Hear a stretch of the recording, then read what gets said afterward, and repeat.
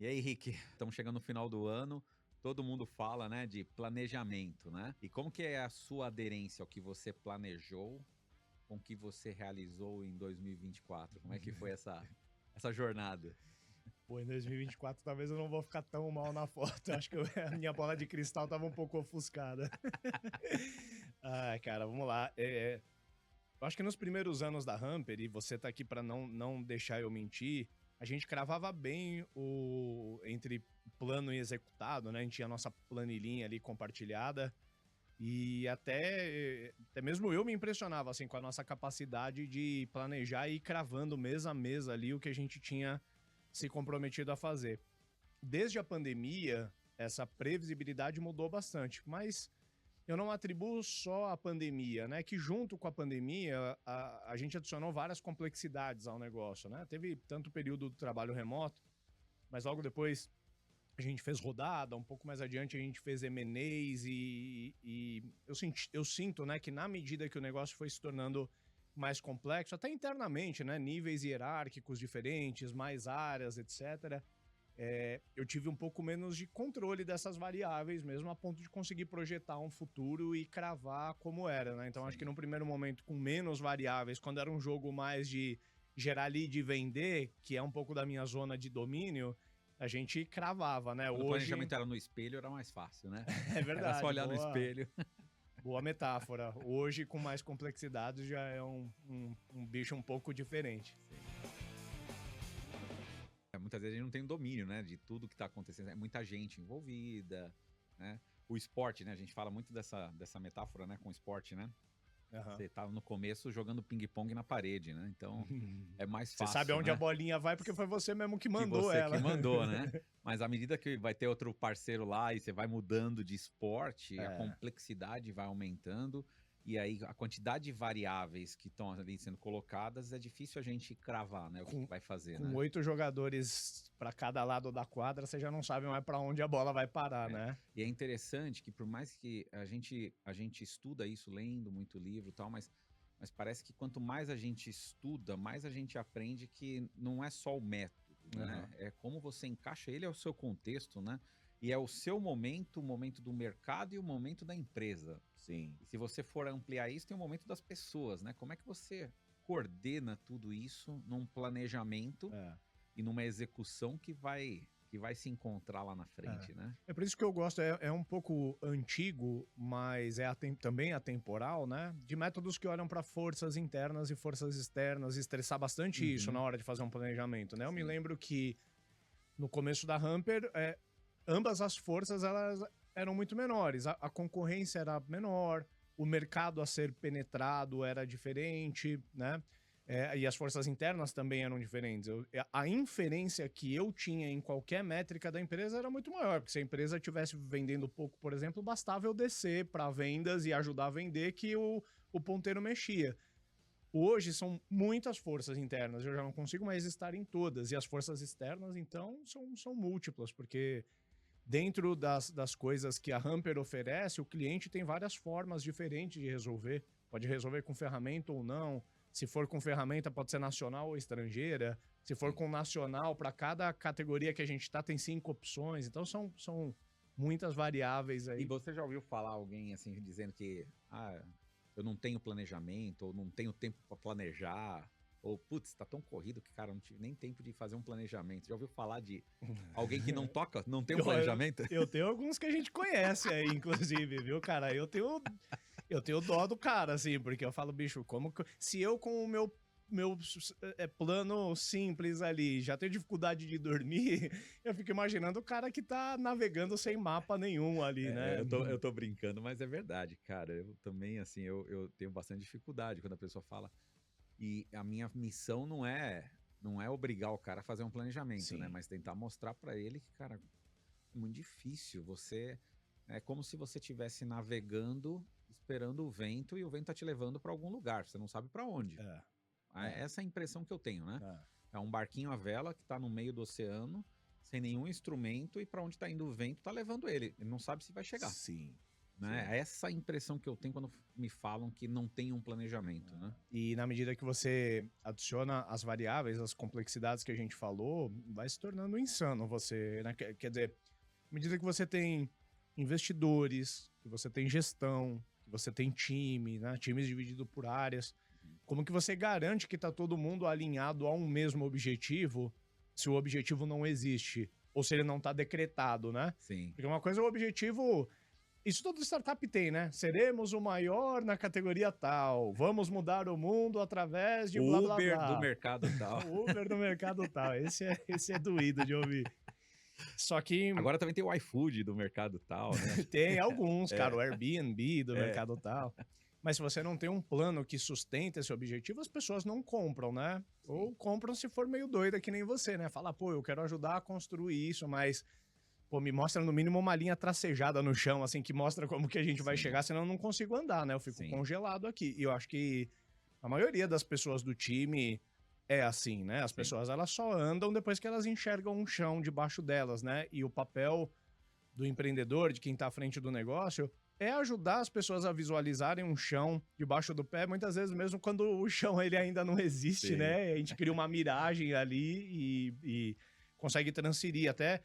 Eu colocaria como um adendo, uma habilidade, eu acho que de alguma forma eu tenho e procuro exercitar, que é você, mais do que construir o plano, construir narrativas para o plano. E isso a gente acabou nem fora da pauta aqui, mas eu acredito muito que um plano extensivo, como a gente costuma fazer a nível de diretoria, a nível de gestão, acaba saindo peças muito objetivas dali, né? Que vamos pegar um OKR, por exemplo, você vai colocar um objetivo central, você vai quebrar ele em indicadores que sustentam aquele objetivo central e para os indicadores propostas de projeto ali que vão fazer acontecer. É uma coisa quase para engenheiro ver, né? No final das contas é tudo encadeado. E aí, quando você transfere aquilo para o time, normalmente quem trabalha com OKR vai fazer um all hands, tira um dia, uma tarde ali para apresentar para o time. Você começa a apresentar um monte de métrica e projetos, e eu acho que metade da galera não tá entendendo nada do que tá sendo apresentado, e quem tá entendendo tá preocupado assim, cara, como que nós vamos entregar esse troço? E eu gosto muito da habilidade de criar narrativas, que é como que você consegue transferir isso pro time contando histórias. Eu não quero soar pejorativo aqui, mas se a gente for entender que dentro de uma empresa existem níveis de maturidade, igual existe na vida nossa, né? Quando você vai explicar para os seus filhos que você tem uma restrição orçamentária dentro de casa, você não explica como que fluxo de caixa funciona, porque ele não vai entender. Você tem que criar uma história meio lúdica ali para ajudar ele a entender. Eu não quero dar a entender de que a gente tem que tratar o time como crianças, mas no nível de maturidade, o time não vai entender, não é papel do time entender a DRE da empresa. Né? Eu acho que uma outra forma de explicar o que você está falando é que na nossa cabeça a gente já construiu como se fosse as sinapses, né? Já construiu a ponte na nossa cabeça para chegar naquele objetivo. As pessoas talvez não passaram por esse trajeto para chegar do porquê aquilo de repente é importante. Sim. Então, uma forma que você tem é de contar essa história para que as pessoas tenham a oportunidade de ir construindo esses building blocks, né? Eles vão criando tijolinho a tijolinho para eles chegarem à mesma conclusão. Porque você só lançar alguma coisa vai parecer que é uma ordem. E aí eles não vão saber por que daquela ordem. Eles vão cumprir simplesmente porque você é o empreendedor, você é o CEO da empresa e falou para fazer. Mas se você contar uma história legal e eles entenderem essa história, esse contexto inteiro, eles constroem na cabeça dele o porquê daquilo. Perfeito. Né? E aí é muito mais fácil eles executarem, né? Então acho que tem todo sentido que você está falando. Talvez a loucura aqui é que, vamos dizer, o founder, ele vive a estratégia e o objetivo da empresa o tempo todo. Aí, eventualmente, founder, mais gestão, mais diretoria se reúnem, passam uma semana imerso tentando tirar alguma conclusão, chegar em algum plano. E aí tentem uma hora vomitar aquilo pro time, espera que o time vai entender, né? E o time não viveu toda aquela jornada que levou às sinapses que você falou. Isso. Né? Mas vamos lá. Bora cair pra dentro. Bom, o papo aqui hoje a maioria das startups fazem seus planos, ou pelo menos deveriam fazer, né? Deu a entender que a gente, né, existem founders e em níveis de maturidade diferente, há ainda aqueles que sequer fazem o plano. Aqui a gente vai falar mais com quem já faz o plano, mas vive uma dificuldade entre ter um plano traçado e a aderência depois da execução com o plano, que é uma dor que eu mesmo me reconheço, né? Uma coisa é a gente parar agora no final do ano e pensar tudo que a gente quer fazer em 2025, outra coisa é a gente ser capaz de entregar, porque no frigir dos ovos, o mundo de uma startup de perfeito não tem nada, né? Tem uma série de variáveis que vão acontecer, ou seja, você faz o seu plano do ano que vem, em janeiro você vê que seu principal concorrente levantou uma rodada enorme e o jogo já muda de largada, né? Ou vem um advento como o IA que muda o plano de todo mundo e aí você tem que remodelar todo o seu plano, ou então você vai começando a ter uma execução cada vez mais descasada. Eu gosto muito de um filósofo chamado Mike Tyson, que ele diz que nenhum plano sobrevive ao primeiro soco na cara, né? E startup a gente toma soco na cara, no baço, no rim, o tempo inteiro. E se você tá tomando conhecimento do Startups and Downs agora, deu para sentir um pouco da pegada nossa, né? Aqui a gente quer falar da startup da vida real. Nosso objetivo é ser o podcast de cabeceira de quem empreende. O César e eu, como hosts aqui do programa, a gente escolhe falar de temas da vida real, de temas cascudos que tiram o sono aí de founders, de lideranças de forma geral. E hoje a gente escolheu aí falar de aderência entre plano e execução. Tenho certeza que você vai gostar do tema, então já dá um like aí se você tiver no YouTube. Garante que você está seguindo a gente no YouTube ou no Spotify. A gente tem mais de 100 episódios gravados. Se você olhar o nosso acervo ali no Spotify, já tem muita coisa dos últimos anos.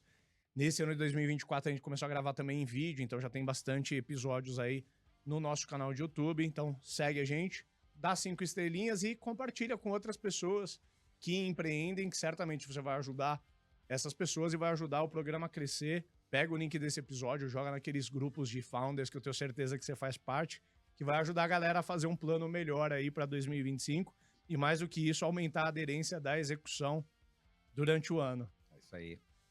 Vamos falar um pouquinho aqui, né? Eu acho que essa dor que a gente quis trazer esse episódio, né, tem a ver com essa fase do ano, né? A gente tá no final do ano, né, de 24, né, para quem for ouvir depois, né, só para localizar no tempo, né? Mas todo final de ano é a mesma coisa, né? Eu que estou com muito conselho, né? E as próprias empresas que eu faço acompanhamento do portfólio, né? O sítio do Offsite já está contratado, né? Cara, chega no... Assim, eu digo que a minha agenda, outubro, novembro e dezembro, é infernal. Imagina. A minha agenda já é ruim, né? Que é muito, muito compromisso. Eu gosto de estar muito presente, mas, cara, todo mundo quer fazer o planejamento. Uhum. E se encara muitas vezes o planejamento como aquele retiro, né? Sim. Não, vamos, 2, 3 dias e a gente vai durante 2, 3 dias na expectativa de que a gente vai tirar um coelho da cartola. Eureka lá. Que o planejamento cara, você tem que, né, vamos pensar fora da caixa e trazer alguma coisa. E aí eu vejo que ninguém erra muito no planejamento. Uhum. Né? A impressão que eu tenho é que... O plano aceita tudo. Os planos são muito bons. Geralmente, assim, as intenções que estão ali descritas são geralmente muito boas, né? Mas muitos dos planos começam com a frustração da não realização do ano anterior. Isso se a empresa tiver a disciplina de analisar, porque existe também a loucura de, assim, ignora tudo que tá acontecendo agora e só faz o plano perfeito pro ano que vem, Eu né? que fico brigando com peso e tal, não sei o quê, né? Eu acho que é o mesmo compromisso que a gente faz, né, no começo do ano, né? Porque agora eu vou fazer esporte, vou emagrecer, vou não sei o quê. Sim. Eu acho que o emagrecer onda, é a né? mesma coisa do planejamento da empresa, né? Não deu certo esse ano, mas esse ano agora vai ser diferente, né? A gente vai fazer um plano e nós vamos seguir o plano, né? E aí existe uma frustração durante o tempo, porque parece que a rotina vai atropelando, né? Sim. Não sei se você sente isso também ali, ou você viveu um pouco disso, nessa frustração de... Tem gente que fala assim, que, cara, eu acho que eu não compro 50% do que eu planejei. Né? Eu até acho, eu já vi empresas que cumprem nem 30% do que planejou. Né? E acho que o maior risco que eu vejo nisso é que a confiança em relação a cada novo plano diminui. Porque daí parece que vira um ritual que é quase um teatro, né? Que as pessoas, elas sabem que elas se juntam. O game ali é tentar fazer um plano fantasioso, tipo, vamos ver até onde vai a nossa criatividade aqui, né? Sim. Mas no fundo, ninguém tá comprado de fato com aquele plano, porque nos últimos anos a aderência foi diminuindo. Tipo, o primeiro ano entregou só 70%, ficou tudo bem. No segundo, só 50%. No terceiro, 30%. Então, você vai chutando as suas expectativas cada vez mais para a lua e se acostumando que a entrega Sim. cada vez mais medíocre está suficiente. Para mim, reside um risco enorme, né? E aí eu separaria aqui entre esse cenário trágico que a gente está falando e o cenário mais comum que acaba acontecendo é que, na maior parte dos planejamentos, e é um erro que eu também cometo com a minha liderança, a gente traça muito plano a partir do mundo ideal. E aqui eu não tô falando do mundo ideal, eu não tô falando de dinheiro infinito, eu tô falando do mundo ideal que, assim, pô, a gente não vai ter contratempos pelo caminho. O que a gente se comprometeu a desenvolver vai acontecer no prazo, a gente não vai perder gente do time no caminho, não vai ter férias, não vai ter nada, né? A gente considera o mundo ideal e põe para executar. Só que no 1º de janeiro já acontece alguma coisa que te tira ali 0,1% do plano. Você caminha mais um pouquinho, acontece um outro evento que te tira um pouco mais do plano. Sim. E esses contratempos não são considerados. Eu também não. Eu tenho um pouco de medo daquela discussão, que é uma discussão que começa a setar muito a conversa para baixo, que é que daí quando você coloca também muitas restrições, do tipo assim, não, mas a gente tem que considerar que a entrega atrasa.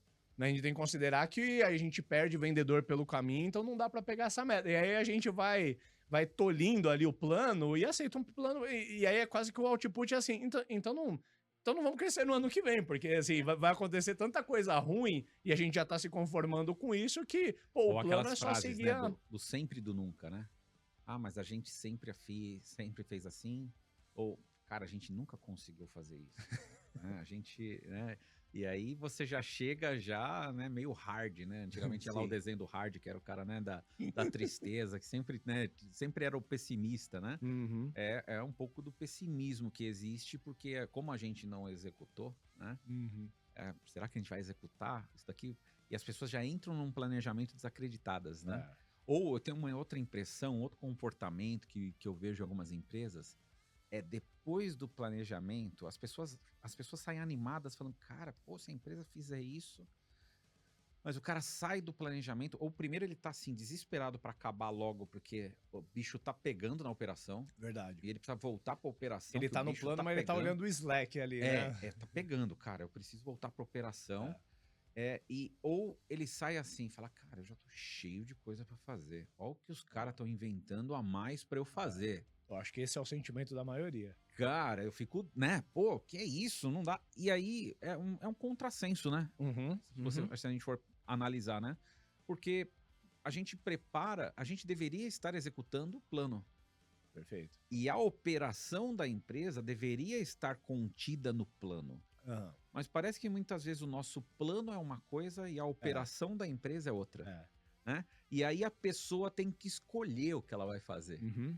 E aí ela sempre vai falar, aí vem aquelas desculpas padrão, né? Ah, mas você me fala, eu tenho que atender o cliente ou fazer esse negócio aqui do planejamento? Bug ou inovar? Pensar na internacionalização da empresa que a gente pode fazer daqui a 2, 3 anos. E aí parece que a resposta é sempre que olha para qualquer coisa nova tem que pôr um squad, né? Não, mas se for fazer isso, então tem que criar um squad, porque o time que já tá hoje já tá full capacity aqui, já tá alocado. E aí, pra botar um squad, é no mínimo 1 milhãozinho na frente, né? Você tá falando, pô, squad, 5 pessoas, folha de pagamento ali, esticada num ano ali, 1 milhãozinho investido, pagando um ano pra ver se vai sair alguma coisa nova ali. Ou você cria os comitês. Aí você cria um comitê. Nossa, dá até aflição de ouvir. Aí você vai juntar 3, 4 pessoas. Que já estão Você tira ocupadas. elas dos contextos, jogam ela pra conversar de um contexto, que é uma missão. Aí todo mundo discute, eles saem e voltam para os seus contextos e esquece. E aí, quando sobrar um tempinho, a gente vai fazendo esse negócio. Né? E aí você está contratando frustração. Sim. Né? No final das contas, por não estar organizado para entregar esse plano, você acaba entregando só frustração mesmo. Perfeito. Bom, acho que a gente entra no cerne do episódio aqui. Vamos assumir que boa parte dos nossos ouvintes aí são mais disciplinados, são mais profissionalizados, já tem não estão cometendo os erros mais boçais que a gente usou para ilustrar, mas toda empresa vive a tirania de viver entre o curto prazo e o médio e longo prazo, que daí pega um pouco das frases que você falou aqui. Pô, mas eu já tô ocupado, eu já tenho a meta desse mês para bater, como que eu vou assumir esse negócio que talvez daqui 6 meses vai melhorar pra gente, né? Então existe sempre essa tirania que eu acho que afeta principalmente a gestão média, né? A gente tem um descasamento entre os founders, muitas vezes tem uma cabeça muito para frente, estão sempre pensando que o negócio deles está atrasado. Eu sei porque eu tenho esse sentimento, porra, Sim. parece que todo mundo é mais inovador que eu, parece que todo mundo entrega mais do que eu. E o time dentro de casa atoladaço fala assim, cara, eu acho que eu não vou conseguir nem chegar nas minhas metas de hoje, como que eu vou comprar o plano que esse xarope tá trazendo aqui? E eu acho que a gente começa a resolver essa história quando a gente começa a construir uma visão de as is e de to be, né? Então, eu preciso ter consciência de qual é a fotografia real da empresa hoje, vis-a-vis o que é para onde a gente quer ir, né? Eu acho que a conversa ela começa da materialização desses dois e todo mundo ter esse entendimento. Porque eu gosto muito quando você fala que a execução ela deveria estar levando pro que é a estratégia, né? É. Só que você só vai ter consciência disso se você tiver uma fotografia real de cada um deles. Porque senão o plano é um negócio muito exógeno e a execução é um negócio muito tirano. Você nunca consegue sair dela para ir para algo melhor. Sim. Né? A execução deveria ser os tijolinhos que vão construir a parede chamada estratégia, né? Uhum. Então você pode ter 4 paredes ali. Como que você constrói cada uma dessas paredes? Tijolo a tijolo, né? Uma outra figura que eu gosto muito de usar é a construção de uma ponte num precipício. Uhum. De um lado está a estratégia, do outro lado está a execução, né? Se essas coisas não tiverem alinhadas, quando chegar no meio do precipício, você tem uma ponte com a outra, eles não encaixam. Tem, Uhum. tem 1 metro de Não, 1 distância. metro é pouco, 1 metro ainda dá para pular. Não dá para encaixar. Aí você tem que Sim. escolher um lado para destruir, né? Você vai Sim. destruir a estratégia ou você vai destruir a execução. E geralmente Sim. você destrói a estratégia, né? Você tem que refazer a estratégia, porque Não aquela dá pra ponte. abandonar o curto prazo, para não ficar genérico, né? O curto prazo é o cliente que já paga hoje, é a meta, é o produto que já tá no ar. Não tem como destruir, não tem como desfazer. Sim, né? sim. E eu acho que a questão que você falou é importante, ou seja, como é que naturalmente, quando você envolve, principalmente você faz um planejamento, tem aquele planejamento top-down, né? Então, Sonhei com isso. sonhei com isso, você pega ali poucos, né, os empreendedores, talvez algum executivo da empresa, e aí eles vão imaginar o que é o futuro da empresa e vão espalhar, tentar vender esse bebê ali para todo mundo, né? E tem aquele planejamento down-up que você envolve as pessoas, né? Os dois têm seus prós e contras, né, Ricardo? O top-down, você tem talvez uma visão.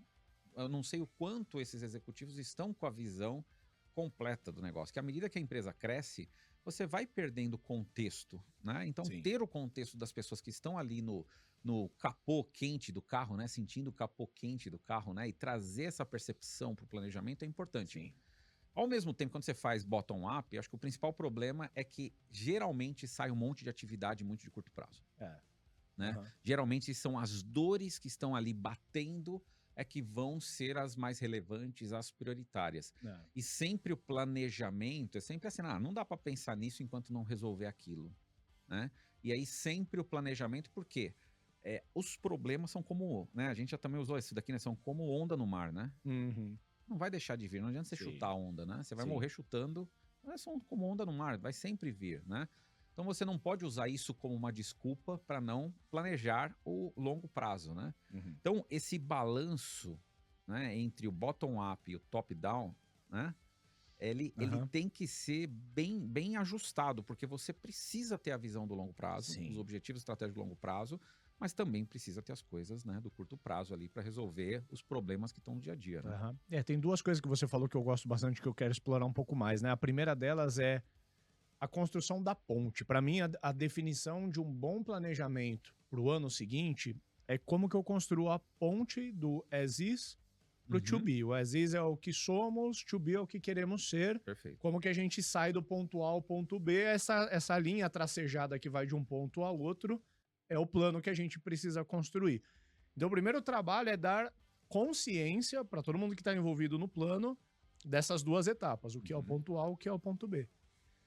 No formato, se é top-down ou bottom-up, vai parecer meio filosófico aqui, mas eu olharia para algo mais circular, porque precisa percorrer os 2 caminhos. Vamos dizer que algo mais top-down vai partir mais do o que eu desejo, o que eu sonho, e a gente tem que fazer. Do bottom-up vai partir mais assim, temos essas restrições, não dá pra fazer tudo, ou Uhum. a execução já tá pesada pra caramba e a gente ainda vai se comprometer com mais coisas. E os dois têm que ser consultados, porque não dá pra... Se você partir só do sonho e não levar em consideração as restrições, nunca vai sair de sonho, nunca vai se materializar. Mas se você partir também só das restrições, é um pouco do que eu falei. Então abandona o plano, vamos assumir que a gente não tem um plano e a gente tá na inércia. Tipo, vamos torcer pra sorte nos encontrar aqui no caminho. É um pouco do que você falou. Não temos um mapa, só vamos torcer pra que a corrente de vento que nos acertar seja uma corrente boa. Porque se for a corrente errada, nós vamos ficar Sim, deriva aqui, sim, né? sim. É interessante isso, porque é como se a gente pegasse assim, né? Você tem... Todo mundo na empresa tá trabalhando full. Você não tem ninguém na empresa Ocioso. ocioso.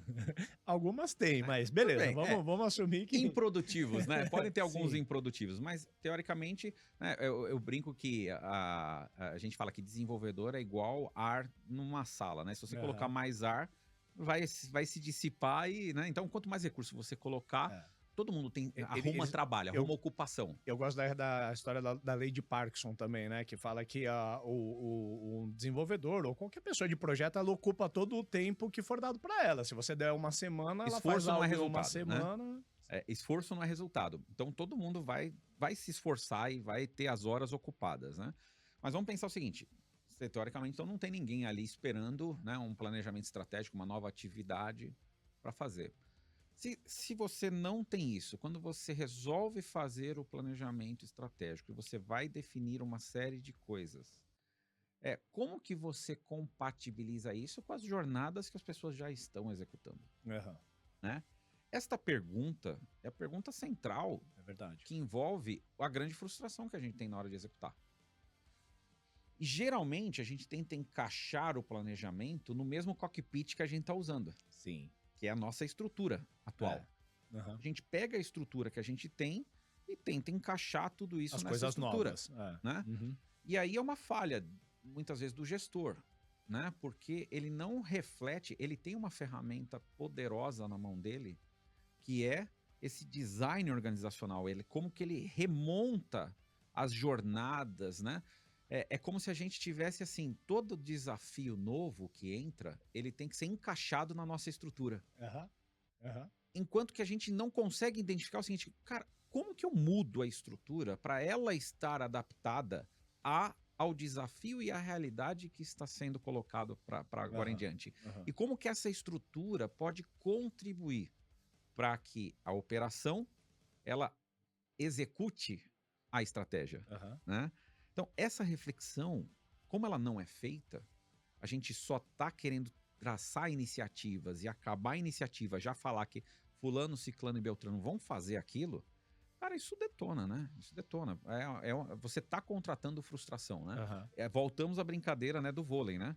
Você resolveu jogar vôlei de quadra, e para jogar vôlei de quadra, você resolveu chamar mais 2 duplas de amigos do vôlei de quadra, do vôlei de praia, né? Então você tá no vôlei de quadra agora, com 6 caras do outro lado, treinados para jogar vôlei de quadra. E você jogava vôlei de praia, você trouxe mais 2 duplas para vocês formarem 6 caras ali e jogar. Vocês vão tomar pau, Uhum.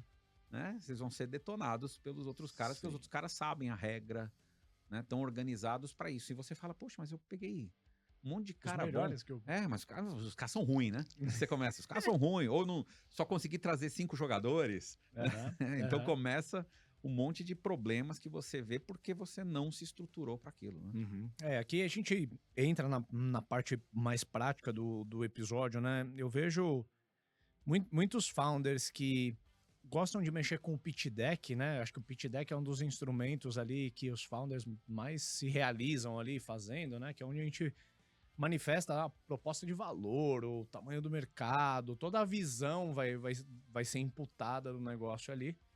Mas depois eles têm dificuldade em revisitar os recursos que levam aquele plano. Sim.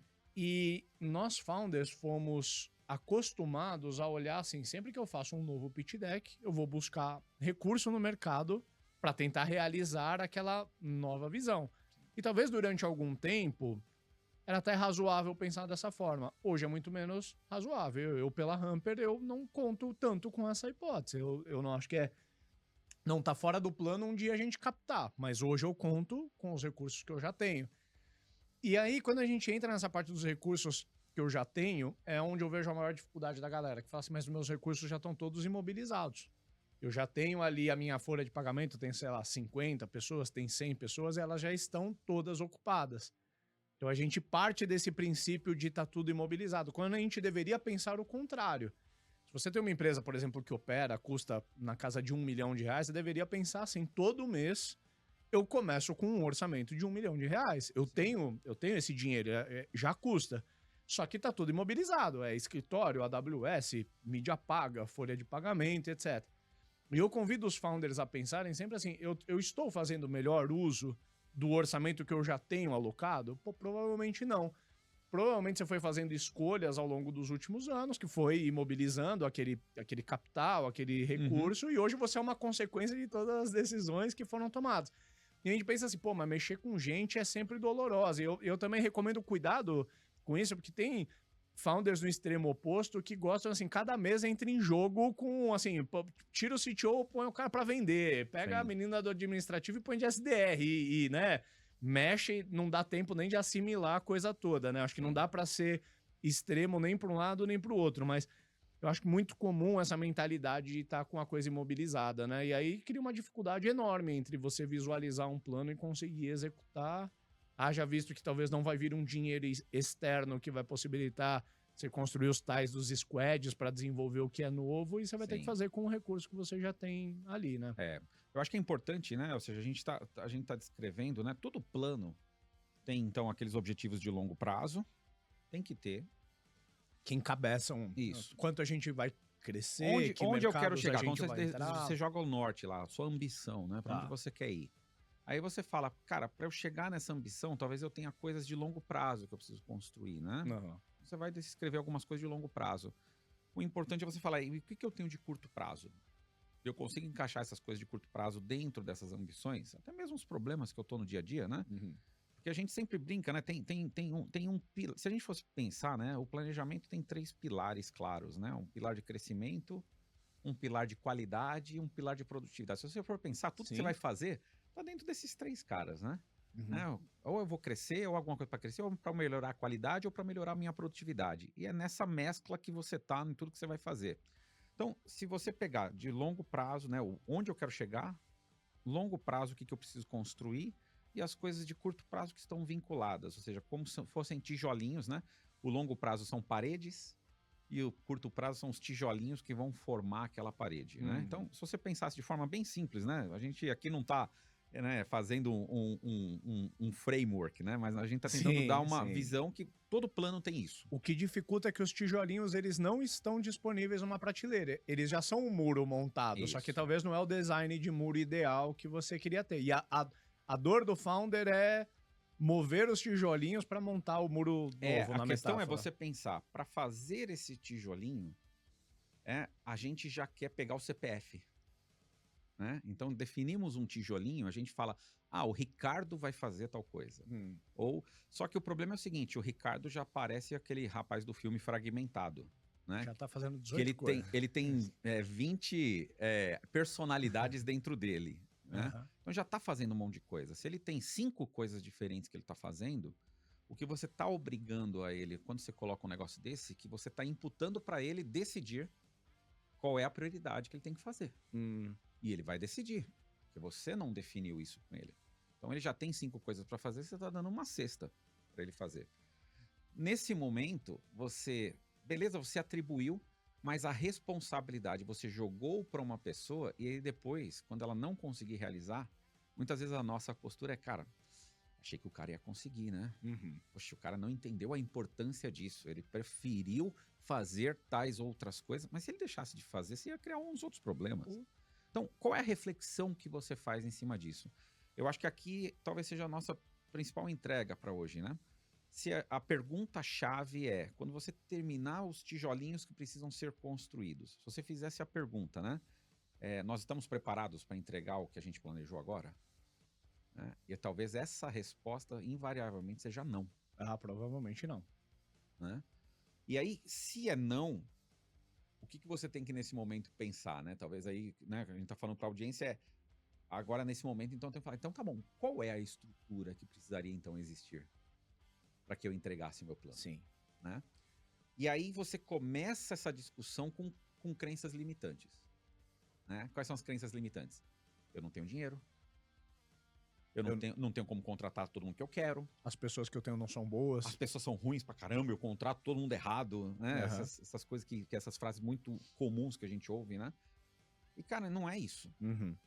Né? Então, a primeira coisa que você deveria fazer é o seguinte, cara, nós não estamos falando de pessoas, não estamos falando de dinheiro. Tira. Imagina que você tem dinheiro infinito e a sua equipe é composta do Elon Musk, do Bill Gates, do Steve Jobs, ou seja, tem a melhor equipe do mundo, tá? Ponto. Quais são os papéis que precisam existir? Não as pessoas, né? Porque você não está contratando heróis, você está contratando papéis, você está contratando papéis que eles, com responsabilidade definida, tendo autonomia e autoridade, vão conseguir executar aquele quadradinho. Então, se você descobrir um tijolinho e falar quem é que faz isso, ou quens, né? Que papéis deveriam fazer isso? Atribuir as responsabilidades. São 2, 3 papéis, um papel. Quais são os papéis? Para cada item. Uhum. Se você depois desenha como se fosse uma estrutura organizacional para isso, e as jornadas, né? E você olhar para sua estrutura atual e falar tudo que eu estou operando funciona nessa estrutura? Vai ter que adaptar. Ou preciso adaptar alguma coisa ainda na estrutura para pegar a operação? Então, o planejamento não termina nas atividades. O planejamento, ele deveria continuar. O problema é que chega no final do planejamento, tá todo mundo meio cansado. E ninguém quer fazer essa atividade, mas essa é a atividade principal. Sim. Você vê se eu tô adaptado a fazer aquilo. Quando você desenhar essa nova estrutura, fala, nossa, se eu tiver essa nova estrutura... Só que a grande decepção é o seguinte, você tem 40 pessoas na empresa e você criou 80 papéis. 120 papéis. Você criou papel pra caramba. Né? E você fala, cara, eu não tenho. Aí você volta para as crenças limitantes, né? Eu não tenho dinheiro para tudo isso e realmente você não tem. Nesse momento que você tem que atribuir quem são as pessoas que vão energizar cada papel, né? E aí você vai chegar à conclusão que tem gente que não tem todas as competências, talvez eu precise, é ensinável, ou eu tenho que trazer alguém de fora para ajudar. Não dá tempo de ensinar. Ou eu tenho que contratar alguém novo. Sim. Eu tenho papéis que ninguém vai conseguir energizar. Sim. E se eu tivesse a condição de pegar os papéis que eu não consegui preencher por algum motivo e voltar para o planejamento, aquelas tijolinhos que que necessitam daqueles papéis que eu não tenho, automaticamente você já sabe que aquilo não dá para fazer agora. Mas você tem um mapa que eu consigo fazer em algum momento. Né? Então, se tivesse essa consciência, né, eu acho que o que a gente está querendo entregar é um pouco disso, ou seja, é muito importante que o gestor entenda que é papel dele, né, do empreendedor, do CEO, é papel dele olhar o quanto a estrutura está preparada. Sim. Né, e usar isso como uma ferramenta de gestão, né, Ricardo? Né? Você não está preso a ter uma estrutura fixa. A sua estrutura tem que estar adaptada ao tamanho do seu desafio. Perfeito. E se você não tem os recursos, eu deixo de fazer aquilo, mas eu vou planejar para um próximo ciclo que talvez eu precise mudar pessoas de lugar, né? Ou eu preciso contratar alguém, preciso achar recursos para contratar alguém, ou repriorizar. Eu vou deixar de fazer isso porque aquilo é mais importante. Então, eu vou tirar a pessoa de um papel e colocar no outro. O que não dá é uma pessoa ter uma carga cognitiva muito alta. Claro. Quando você vê uma pessoa que está com 10 papéis, alguma coisa está errada. Ela vai ter que deixar de fazer algum papel. Né? Mas é normal a pessoa ter 2, 3 papéis. Só que aí ela vai ter consciência, né? Se ela sabe qual é o papel que ela está fazendo, ela sabe o entregável. Sim. Ela não está só à mercê dela decidir o que vai fazer de um lado ou de outro. Ela sabe que ela está desempenhando vários papéis, né? Você dá clareza também, né? Então o planejamento tem muito disso, né? Da clareza, né? Que você precisa dar, né?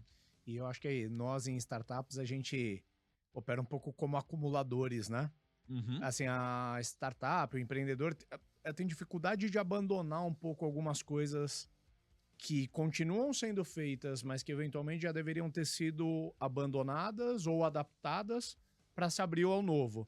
A gente acaba querendo os dois, né? A gente quer o novo sem abandonar o antigo. Isso torna acumulador, tanto do ponto de vista estratégico da dificuldade de redesenhar o design organizacional por medo de fazer uma inferência no design organizacional para potencializar o novo e os pratinhos do agora cair, mas também no nível operacional de cada uma das pessoas. É que eu não tô falando só nível operacional a nível de base, eu tô falando nível operacional porque nós founders, eu tenho um papel operacional também dentro da empresa, mas a gente não revisita. Uhum. Eu vou me usar, por exemplo, eu coloquei como objetivo há um ano atrás que eu ia voltar a produzir conteúdo e que eu ia voltar a sair mais para o mercado.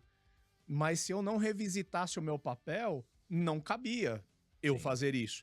Eu não estava deixando de fazer isso porque em algum momento eu abandonei, eu deixei de fazer isso na medida que a minha ocupação por coisas de curto prazo, papéis gerenciais dentro da empresa, foram lotando a minha agenda. Tudo que era estratégico e que poderia melhorar para o curto prazo, para o longo prazo, eu fui deixando para depois. É aquele depois que nunca chega. Sim. Em algum momento, eu precisei repactuar com a minha gestão o meu papel. Sim. E falar, galera, eu tenho um palpite muito forte de que boa parte do crescimento futuro da Hamper vai vir se eu conseguir voltar a me dedicar para o mercado. Mas para isso acontecer, eu preciso que vocês me ajudem a segurar boa parte do reggae daqui de dentro, porque se eu continuar sendo acionado por qualquer coisa, o que é tentador, tipo, pô, tivemos um desacordo aqui entre vendas e produto, Rick, você pode colar na reunião para resolver?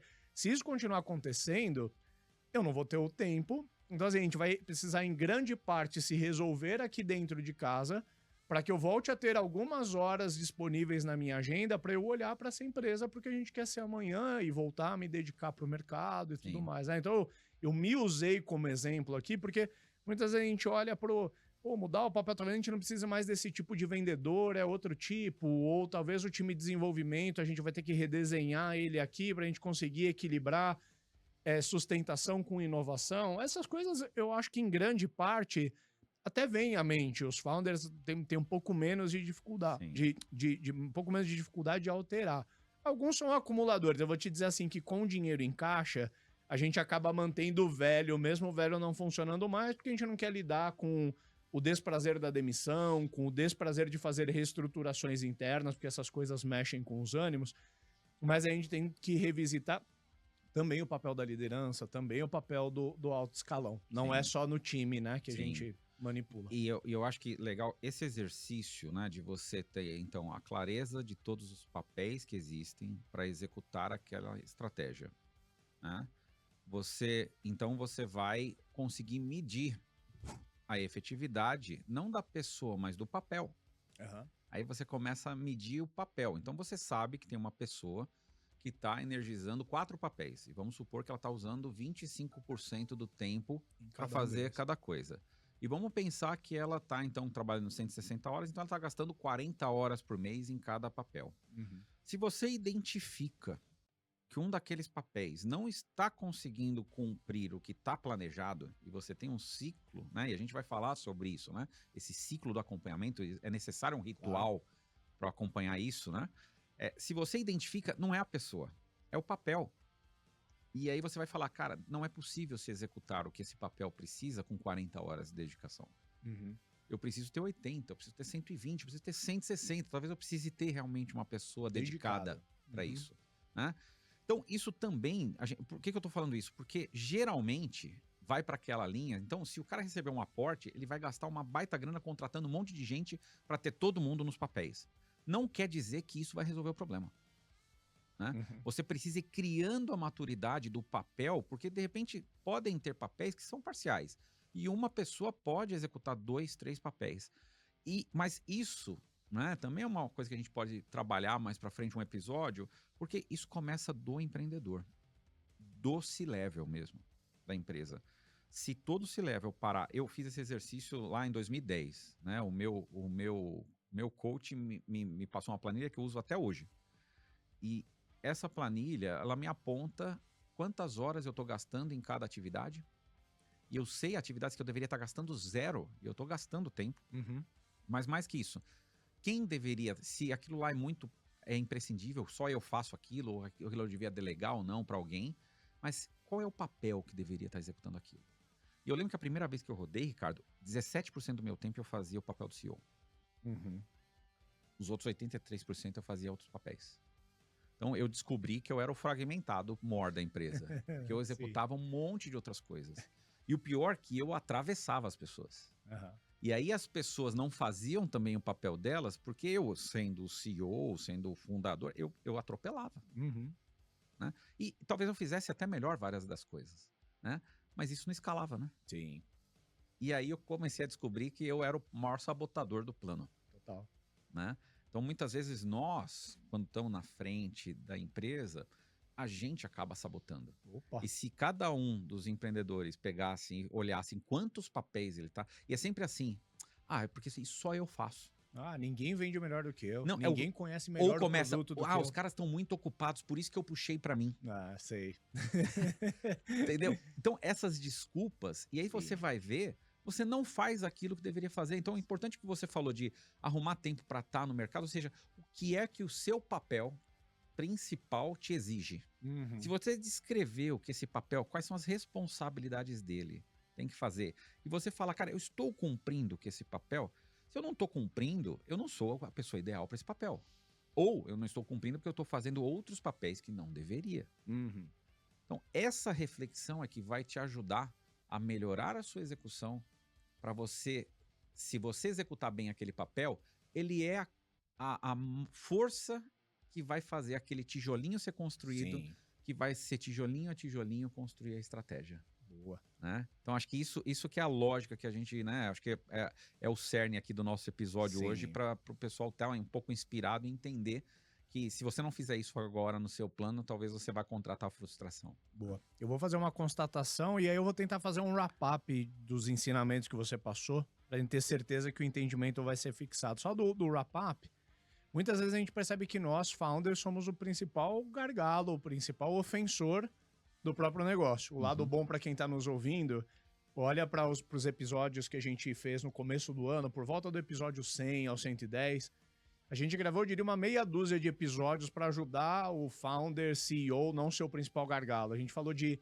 agenda de CEO, como que o papel do CEO se transforma ao longo do tempo. Eu não vou lembrar de cabeça aqui exatamente o que é, mas a gente assumiu isso no começo do ano como uma jornada ali para falar, e tem muita coisa, porque eu acho que muita gente que está nos ouvindo vai começando a concluir assim, cara, eu acho que eu como empreendedor, eu como CEO não tô habilitado para fazer esse conjunto de coisas que a gente tá falando.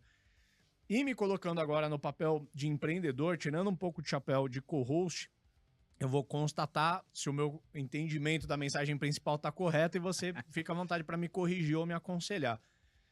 O que a gente tá falando é que quando a gente vai olhar pro to be do nosso plano, a gente deveria olhar quase como uma folha em branco, não deveria partir das restrições, dos problemas de curto prazo que a gente já tem. Você recomendou, inclusive, assim, olha como se o orçamento fosse infinito, se as pessoas fossem perfeitas, e aí a gente vai fazer o to be. Só que quando a gente olha pro as is, a gente é bruscamente jogado na realidade. Puta, mas o time não tá nem entregando o que a gente já faz, e as metas já estão difíceis, e a grana tá curta, e uma porrada de coisa. Aonde eu acho que o erro acontece é que a maior parte das empresas faz o to be, cria um plano e termina ali.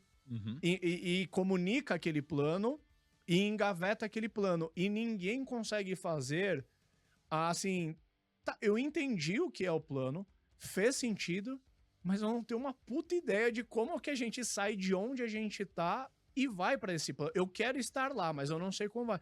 Então, na verdade, o plano estratégico do ano seguinte deveria ser a ponte entre um e outro. Sim. Só que ninguém volta para fazer. Normalmente, o último exercício do planejamento estratégico é: criamos aquele plano mirabolante, vamos para cima, criou ali um grito de guerra, vamos comunicar pro time, deu nós. E aí fracassa porque você volta pro as is e você tá preso naquela realidade e não consegue sair dela. É o técnico ruim de futebol, né? Aquele pega, corre, chuta, Sim. Faz gol e defende, vai, né? Aquele técnico Fala ruim, óbvio, né? Só irrita o jogador, né? Fala óbvio, não fala como é que eu vou fazer isso, né? O que tá acontecendo aqui? Tô perdido, né? É um pouco disso, né? Muitas vezes a gente faz o plano. Então, ó, o nosso plano é o seguinte, cara. A gente tem que fazer gol e não tomar gol, beleza? Então vamos que vamos, né? Se a gente fizer isso, a gente ganha. Se a gente fizer isso, a gente ganha, né? Então vamos que vamos. Uhul, tamo forte e tal, somos amigos e vamos pra luta, né? Cara, não dá assim, né? Sim, Assim é muito fraco, né? Se você quer construir uma empresa grande, de sucesso, né? Quando você é meia dúzia, aí tudo bem, é cara. Se você é verdade. na mesa ali de chopp, você alinha com todo mundo e faz o negócio acontecer quando você é pequeno. Mas Sim, quando você passou de 15, 20 pessoas, a coisa já começa a complicar, total. né? E aí vai de goela abaixo. E o problema é o seguinte, aí a frustração é muito grande para todos, não é só para Hum, você, empreendedor, né? é verdade. É para todo mundo, né? Então acho que é bem importante, acho que você sintetizou bem. É a ponte, né? O as is tá de um lado do precipício e o to be tá do outro lado. Isso. Como é que você liga esses dois É. lados? A maioria dos planos terminam no Create o To Be, É, mas deveria ter, é quase como se você revisitasse. Existe uma última etapa que raramente é feita, é, que é a ponte. é isso aí. Muito Isso bom, aí. bora pros ups and downs aí. Puxa você o primeiro up. Vamos lá. O meu up é, eu acho que é o que a gente tá falando, né? Cuidado para não achar que o plano encerra nas atividades e delegar as atividades para as pessoas. Uhum. Né? Não delegue atividades para as pessoas, delegue para papéis. Tem essa clareza de papéis. Delegação a gente faz para papéis, não para as pessoas. E as pessoas energizam os papéis. Uhum. E elas podem estar energizando mais de um papel, Uhum. né? Então, se você mudar isso, ou seja, eu vejo empresas que fazem isso e têm uma assertividade melhor, ou elas usam muito bem essa questão da estrutura, dos papéis, como um entregável de governança e planejamento, né? E gestão muito fortes, né? Então, para mim, isso é um up. Quando eu vejo esse tipo de visão, né, dos papéis, cara, eu vejo que já tem aí meio caminho andado para o sucesso, né, no Uhum. planejamento. Você fala bastante sobre isso, e eu acho que é uma dificuldade de empreendedores terem essa visão. Eu acho que Uhum. vale a gente, inclusive, fazer um episódio sobre isso. Como que a gente distingue. fun- Existe função, existe pessoa e existe papel. É isso aí. Coexistem, mas podem ser coisas Com diferentes. certeza. Com E acho certeza. que a gente pode falar um pouco mais Vamos, sobre isso. aprofunda, Mas a para gente dar mais dicas aprofunda. de como o pessoal fazer, né? Com Fechou. certeza. O meu up tem muito a ver, que né, eu acabei concatenando no final o entendimento ali e queimei um pouco das minhas cartas para os ups and downs aqui, mas para mim o up é quando você cria o plano ideal, aonde a gente quer chegar, mas você não se contenta só com a visão, com a miragem. Você se esforça um pouco mais para criar um plano real. O plano real não significa você deduzir do plano ideal, não significa você aceitar menos, mas é você preencher a lacuna que existe entre um e outro. Porque se você ficar só com o plano ideal, é a fórmula pro burnout do founder. Ou ele Com vai certeza. tentar fazer na força bruta, e ele vai tentar cascatear do jeito errado, ele vai atropelar todo mundo, ele vai comprar todas as brigas para ele e vai acabar não chegando em lugar nenhum. Ou talvez, quando a empresa ela ainda é muito pequenininha, que nem você falou, com 5 pessoas, essa energia extra do founder pode fazer muita diferença. Com 100 pessoas, essa energia ela é dissipada, ela é diluída, já é um time muito grande, são muitas variáveis. Ou então vai ficar naquele sonho que, para mim, é uma das maiores problemáticas. Vira sempre uma miragem assim: a gente se junta uma vez por ano em um sítio para ter ideias muito boas que a gente sabe que a gente não vai executar e não vai levar a gente para lugar É nenhum. isso aí. É isso aí. Vou puxar o meu down, né? O meu down é. Existem dois erros, talvez, muito comuns, né? Que aí, se você estiver fazendo esses erros, preste atenção, né?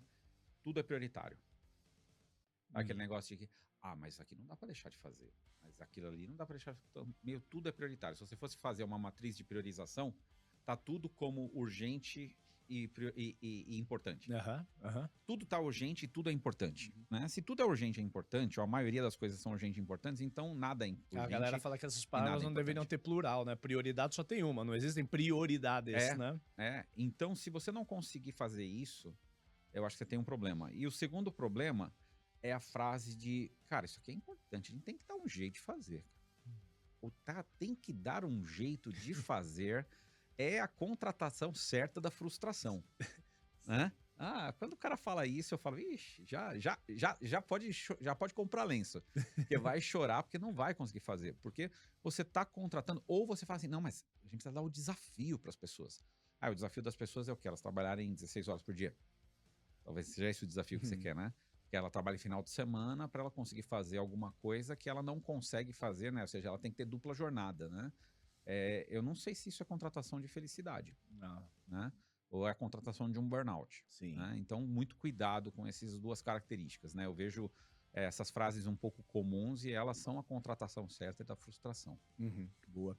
O meu down vai para uma realidade que eu sinto que eu vivo hoje e procuro educar a minha gestão para a gente não cair nesse erro, que é sempre começar pelas restrições, né? Quando a gente pensa em fazer algo novo, principalmente quem é um pouco mais racional, não é um pensamento de tudo errado, né?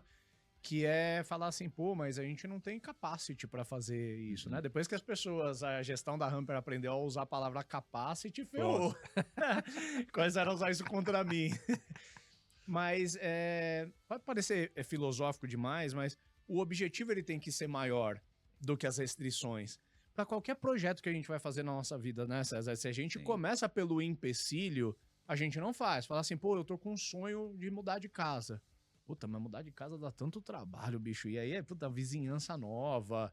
Aí o caminho pro trabalho já não é mais... Nossa, e reforma, é um negócio que me assombra. Aí você abandona o sonho que deveria ser muito maior do que as restrições. Então, eu usei esse exemplo lúdico aí, porque eu acho que dentro das empresas deveria ser assim. De novo, não é um convite para criar um objetivo ilusório que ninguém vai conseguir perseguir. As restrições, elas existem e elas devem ser consideradas. Mas no momento certo. No momento certo. No momento certo. Porque se a gente partir do empecilho, a gente não faz.